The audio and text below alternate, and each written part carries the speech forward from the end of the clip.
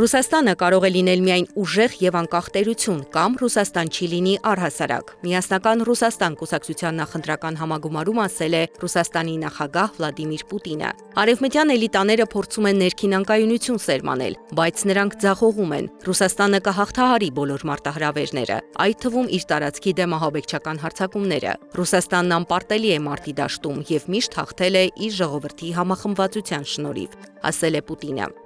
Ժամանակավորապես արգելվել է բենզինի եւ կերոսինի արտահանումը Ռուսաստանից, ներքին շուկայում վառելիքի հետ կապված իրավիճակի նվիրված խորհրդակցության ժամանակ ասել է Պուտինը։ Դիտարկվում է նաեւ դիզելային վառելիքի արտահանման ամբողջական արգելքը, հայտարարել է Ռուսաստանի նախագահը։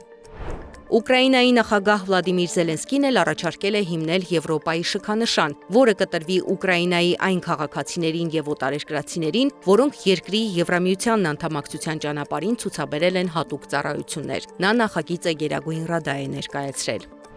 Միացյալ Նահանգներն ու Իրանը կրկին հարվածներով են փոխանակվել։ Ի պատասխան Իրանի շարունակական ագրեսիայի, Միացյալ Նահանգների զինված ուժերը հարվածել են Իրանի տարածքում գտնվող մի քանի թիրախի, հայտարարել է Միացյալ Նահանգների կենտրոնական հրամանատարությունը։ Հարվածները թիրախավորել են ռազմական հսկողության օբյեկտները, կապի միջոցները, հակաօդային պաշտպանության դիրքերը, անօդաչու թռչող սարքերի պահեստները։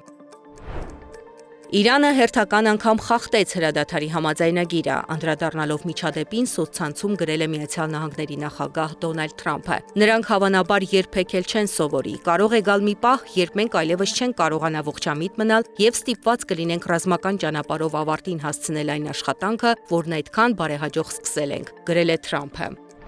Իրանի իսլամական հեղափոխության պահապանների կորպուսն իր հերթին հայտարարել է, որ իրանական ուժերը ի պատասխան ամերիկյան ագրեսիայի բալիստիկ հրթիռներով եւ անօդաչու սարքերով հարվածներ են հասցրել ամերիկյան 8 ռազմական օբյեկտի։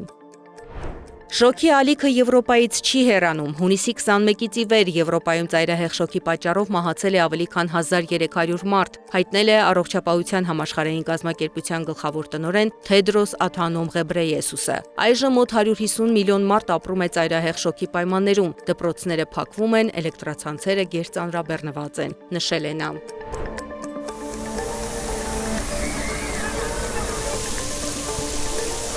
Գերմանիայի ոստիկանությունը սակայն գտել է շոկի դեմն առնելու միջոց։ Ոստիկանությունը ջրցաններ է ուղղում մարդկանց վրա, նրանց շոկի ճիրաններից ազատելու համար։